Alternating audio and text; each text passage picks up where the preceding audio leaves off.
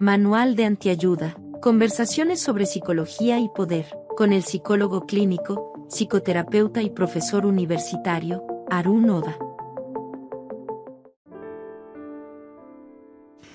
Hola, en el episodio de hoy quiero hablarte sobre el ocio como espacio de resistencia y reencuentro humano.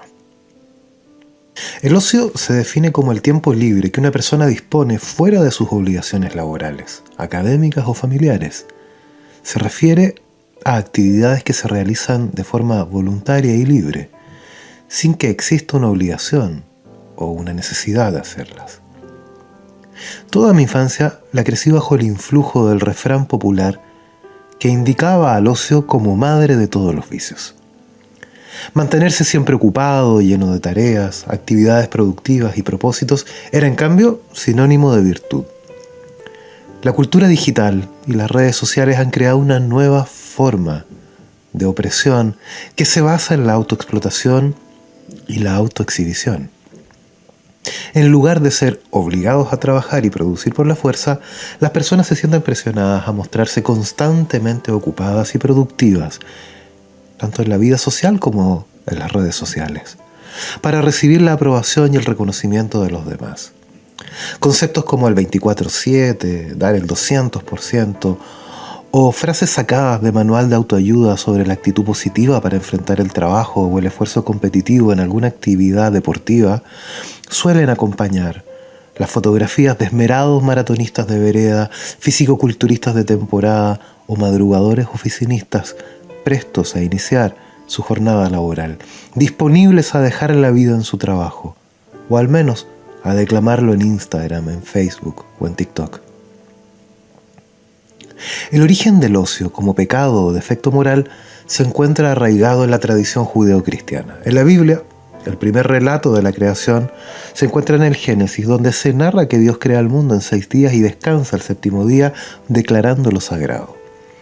A partir de este relato, el día de descanso se convirtió en un mandamiento religioso conocido como el Sabbat, que se debía respetar y santificar. En la Edad Media, la Iglesia Católica adoptó el concepto de Sabbat y lo amplió a la idea de que el trabajo era un deber y una obligación moral, y que el ocio, en cambio, resultaba pecaminoso y podía llevar a la ociosidad, la pereza y el vicio. Según esta concepción, la ociosidad era vista como un pecado que desviaba al hombre de su deber moral y religioso.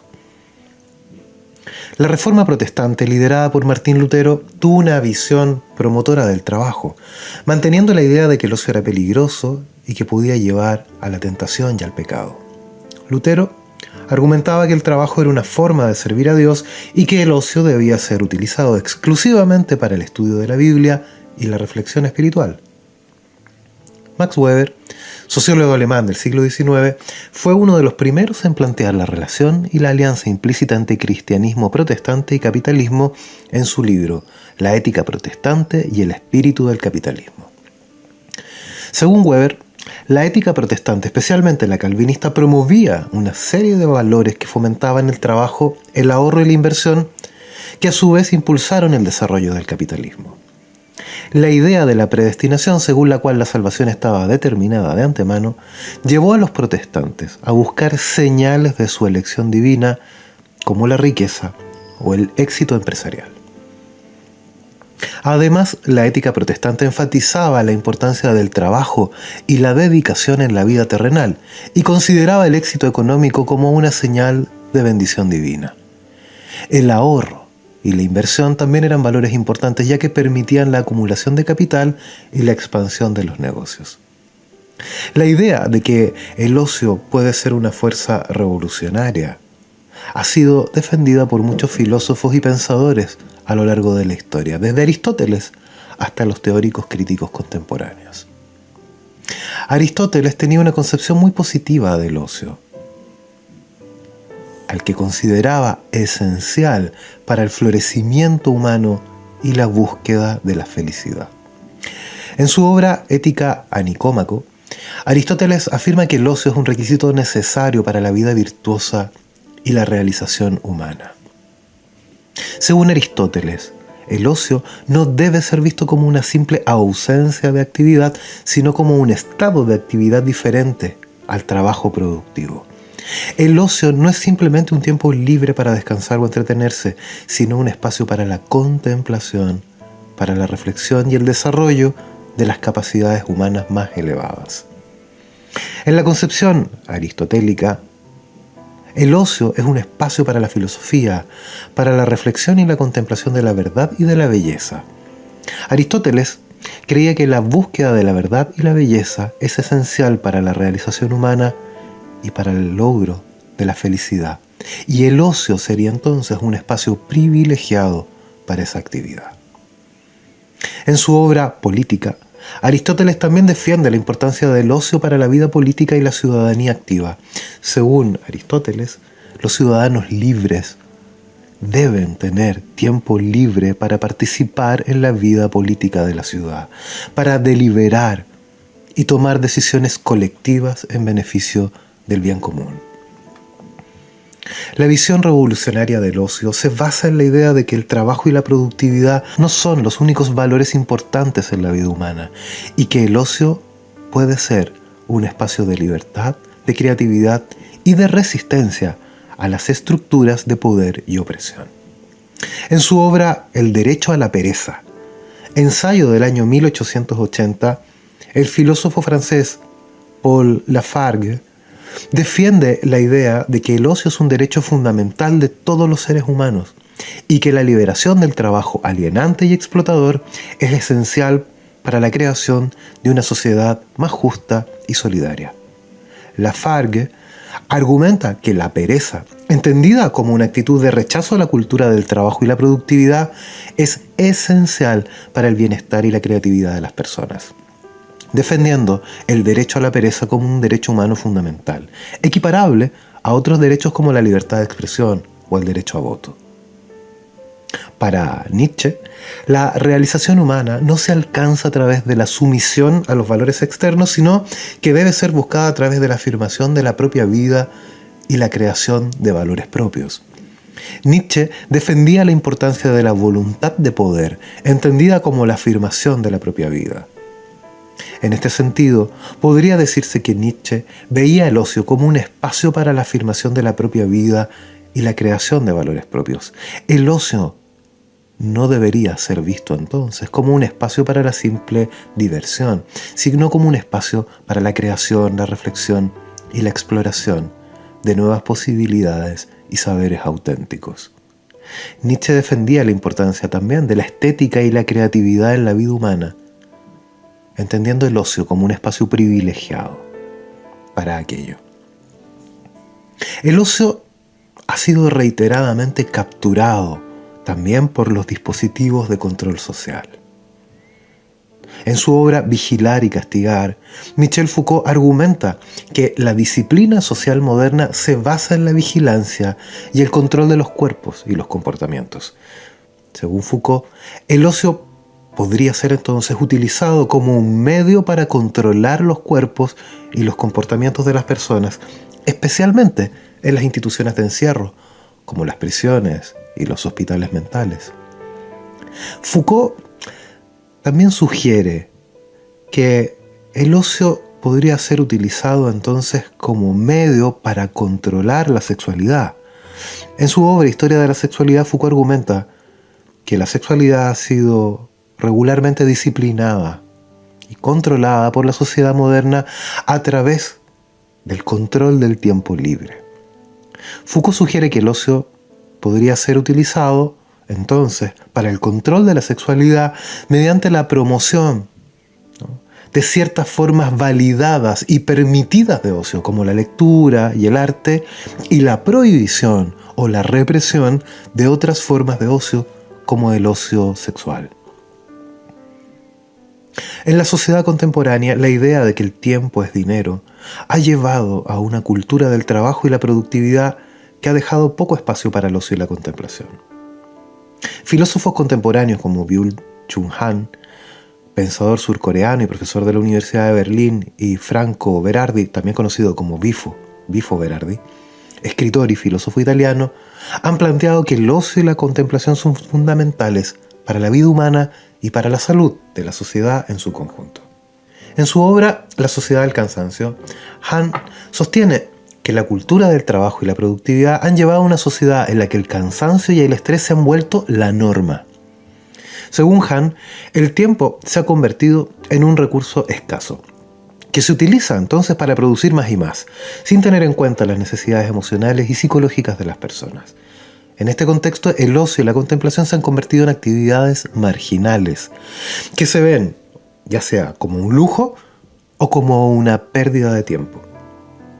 Hahn sostiene que la cultura del rendimiento y la productividad ha dejado poco espacio para la creatividad y la innovación, ya que estas actividades requieren tiempo y espacio mental que no pueden ser optimizados o medidos de la misma manera que el trabajo. De esta forma, la cultura del trabajo, que se enfoca en la eficiencia y la optimización constante de los procesos, nos ha llevado a una forma de pensamiento instrumental que valora la productividad por encima de todo.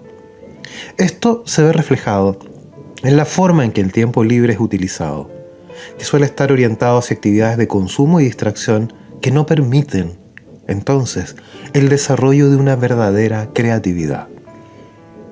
En contraposición, Hahn propone una noción de ocio que está basada en la contemplación y la reflexión. Esta forma de ocio permitiría la creación de un espacio mental en el que las ideas pueden fluir libremente, sin la presión constante de la optimización y la eficiencia. En este sentido, la contemplación y la reflexión son la base de la creatividad, ya que permitirían la exploración de ideas nuevas y la conexión de conceptos que de otra forma podrían parecer desconectados. Para Hahn, el ocio contemplativo es esencial, es cosustancial a la creatividad. Sin espacio de ocio, la innovación y la creación de nuevas ideas resultaría imposible. La contemplación, de igual forma, resultaría fundamental en la vida humana, ya que nos permite reflexionar sobre nosotros mismos y sobre el mundo que nos rodea, percibiendo la realidad desde perspectivas diferentes, logrando o permitiendo que tengamos una visión más amplia y profunda de la realidad, entendiéndola entonces también como una forma de sabiduría que nos permite comprender el mundo y nuestra propia existencia de manera más plena y significativa. Tal como señalara Karl Marx, el ocio es la madre de la filosofía. Por su parte, Bifo Berardi ha planteado que el ocio y la contemplación son fundamentales para la creación de una sociedad más justa y solidaria. En su obra Después del futuro, Berardi sostiene que la sociedad contemporánea ha perdido la capacidad de imaginar un futuro diferente al que nos ofrece el capitalismo, que habría incluso totalizado y capturado nuestra capacidad de soñarnos de una forma alternativa. Según Berardi, esto se debe a que, en parte, la cultura del trabajo y de la productividad nos hace ver la vida como una carrera sin fin, en la que nunca tenemos tiempo para detenernos a pensar en lo que realmente queremos. En este contexto, Bifo Berardi propone que el ocio y la contemplación son fundamentales para la creación de una cultura de la imaginación y de la creatividad. Sería el ocio aquello que nos permite liberarnos de la lógica del trabajo y la productividad, permitiéndonos una vida más libre y más auténtica.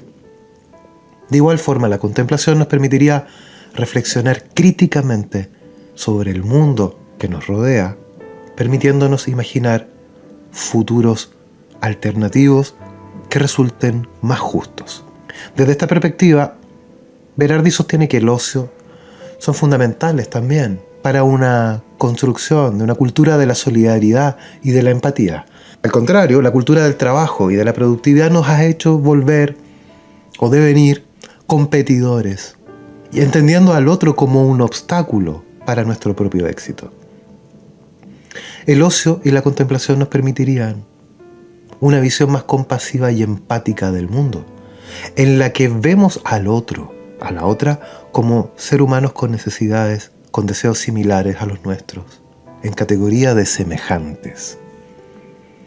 En este sentido, el ocio y la contemplación pueden ser vistos como una forma de resistencia a la desintegración social generada por la cultura del trabajo y la hiperproductividad. Al dedicarle tiempo a actividades que no están orientadas hacia el beneficio económico. De este modo estaríamos desafiando las lógicas del capitalismo, afirmándonos como seres humanos con necesidades emocionales y psíquicas que el proyecto capitalista no lograría satisfacer. El ocio y la contemplación son también una forma de resistencia al individualismo y a la fragmentación contemporánea. Al dedicar tiempo a actividades que nos permiten conectar con otros, también generamos espacios de encuentro y solidaridad fundamentales para la salud de la sociedad en su conjunto. Slavoj Žižek es un filósofo esloveno conocido por su trabajo en teoría crítica, psicoanálisis, ideología y cultura popular, abordando temas que van desde la filosofía política hasta la cultura pop y el cine. Žižek, en su obra Violencia, plantea una crítica a la noción del ocio como un momento de evasión y desconexión del mundo.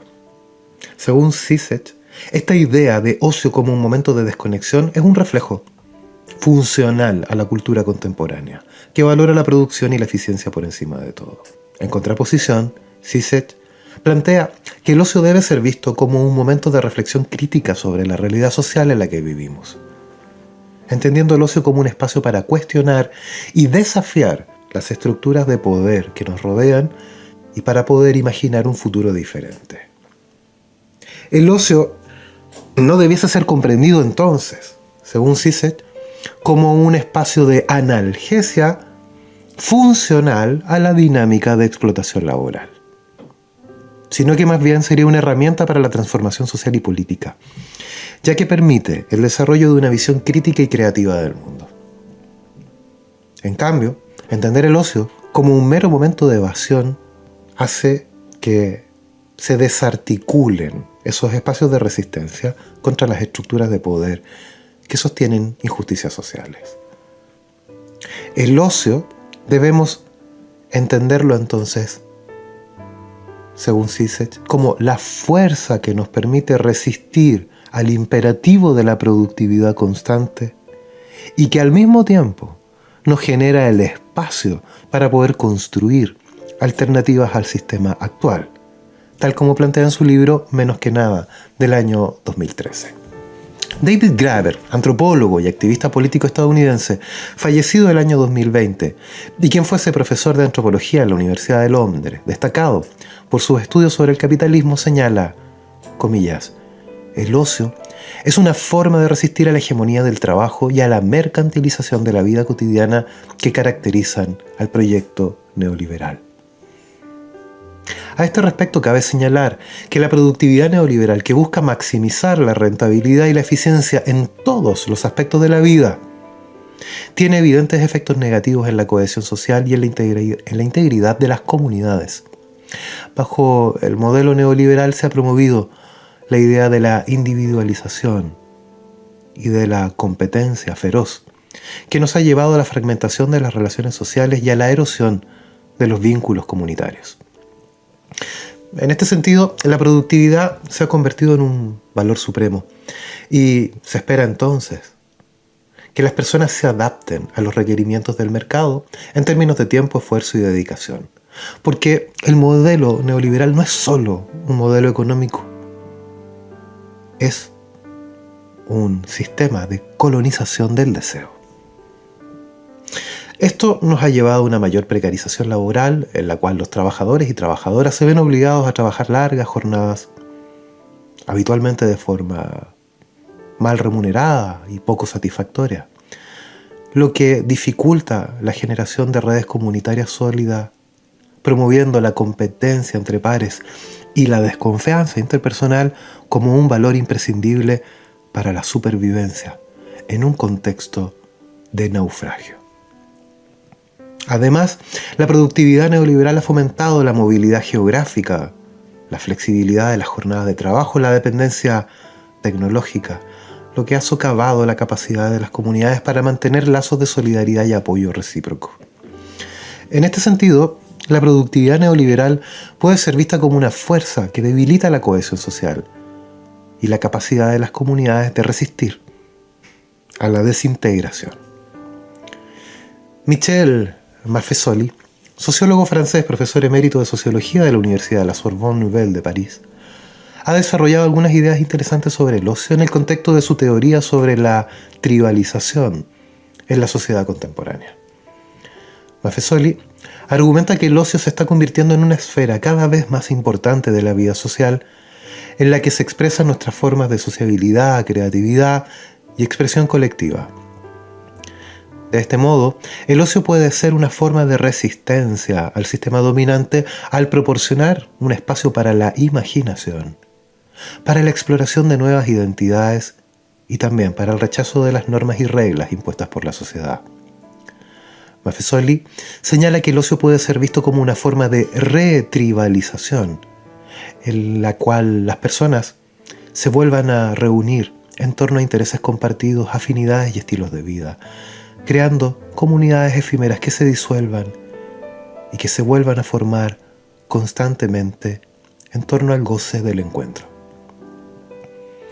Para Maffesoli, el ocio no es solo una actividad individual, sino que también es un espacio colectivo en el que se expresan sentimientos de pertenencia y solidaridad y se crean formas de afectividad colectiva.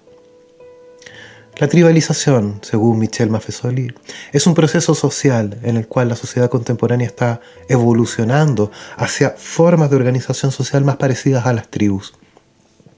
En su propuesta teórica, Maffesoli sostiene que la modernidad y la racionalidad han dado lugar a la fragmentación de la sociedad y que las formas tradicionales de organización social como la familia, la iglesia y la comunidad han perdido su influencia. En lugar de esto, la sociedad posmoderna se caracteriza por la emergencia de nuevas formas de sociabilidad y de comunidades basadas en la afinidad, el estilo de vida y la imaginación colectiva. Estas nuevas tribus serían entonces comunidades de individuos que se unen en torno a intereses comunes, afinidades, y que comparten un sentido de pertenencia y de solidaridad, de responsabilidad colectiva. En estas tribus posmodernas, las personas no estarían unidas por lazos institucionales o estructuras de poder, sino más bien por lazos emocionales y afectivos que se expresan a través de rituales, símbolos y prácticas culturales. Maffesoli sostiene que la tribalización es una respuesta a la desintegración de la sociedad moderna y que se trata de un proceso creativo y positivo que permite a las personas expresar su creatividad y su imaginación colectiva en formas nuevas y emocionantes. La frase «el ocio es revolucionario» fue acuñada por el filósofo y sociólogo francés Henri Lefebvre en su libro La Revolución Urbana, publicada en 1970. En este libro, Lefebvre argumenta que el ocio puede ser comprendido como una forma de resistencia contra la sociedad capitalista que valora el trabajo y la productividad por encima de todo. Según este autor, el ocio permite a las personas recuperar el control de sus vidas y su tiempo, y puede ser una forma de oponerse a la lógica del consumo y de la explotación. El ocio, para Lefebvre, es un camino a la emancipación y la libertad. Podemos entender entonces el ocio como una oportunidad para el despliegue de nuestras capacidades y también para el reencuentro humano, ya que nos permite establecer relaciones sociales más auténticas y profundas, permitiendo emerger como una fuente de autoconocimiento y desarrollo que nos permite una vida más auténtica y respetuosa de nuestros valores y anhelos. El ocio puede ser una forma de resistencia a la economía del tiempo acelerado, a la cultura de lo propio, y por ello ha sido castigado y transformado en sinónimo de defecto moral. Hoy, más que nunca, resulta imprescindible rescatarlo de allí para comprenderlo y valorarlo como un poderoso artefacto de resistencia a los mandatos neoliberales, de rebeldía, de transformación personal y colectiva, como un dispositivo de emancipación. Si deseas contactar al psicólogo Arun Oda para solicitar una hora de psicoterapia online, Puedes visitar su página web www.arunoda.cl, contactarlo por WhatsApp al +569 94 77 48 06 o buscarlo en redes sociales.